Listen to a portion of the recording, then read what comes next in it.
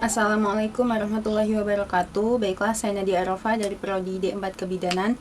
Di sini saya akan menjelaskan materi mengenai takziah jenazah.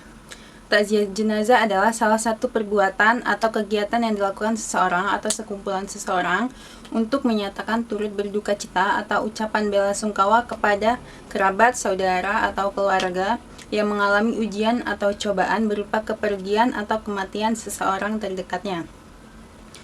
Mengenai hukum takziah sendiri adalah sunnah.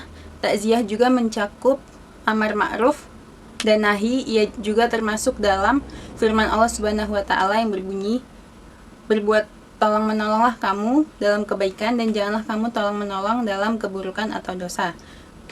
Quran surat Al-Maidah ayat 2. Berbicara masalah takziah, tentunya memang tidak terlepas dari musibah dan kematian. Dalam kehidupan yang namanya kematian tidak akan memandang siapa saja, mau itu orang tua, anak muda, anak-anak, bahkan bayi yang belum lahir pun akan menghadapi yang namanya kematian dengan atas kehendak Allah Subhanahu wa taala. Untuk itu, sebagai sesama umat muslim, memberikan penghormatan terakhir serta turut bela sungkawa atas musibah yang dihadapi adalah suatu anjuran yang patut menjadi kebiasaan dalam hidup bersosial. Di antara hadis yang dijadikan dasar oleh para ulama tentang anjuran bertakziah adalah hadis riwayat At-Tirmizi dan Al-Baihaqi dari Abdullah bin Mas'ud dari Nabi Muhammad SAW yang bersabda, "Barang siapa yang bertakziah kepada orang yang tertimpa musibah, maka baginya pahala seperti pahala yang didapat orang tersebut."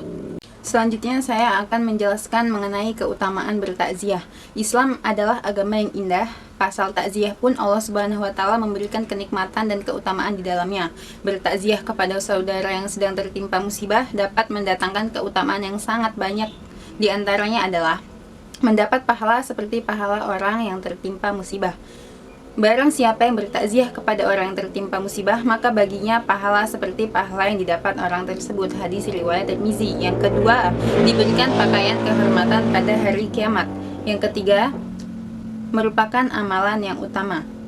Yang keempat, mengikuti sunnah Rasulullah SAW. Selanjutnya, adab dalam takziah. Terdapat beberapa adab yang perlu dilakukan ketika sedang menghadiri rumah duka yang baru saja ditinggal pergi. Yang pertama, disunahkan untuk bertanya tentang sabab-musabab si mayit sebelum meninggal. Hal ini menunjukkan empati dan kepedulian.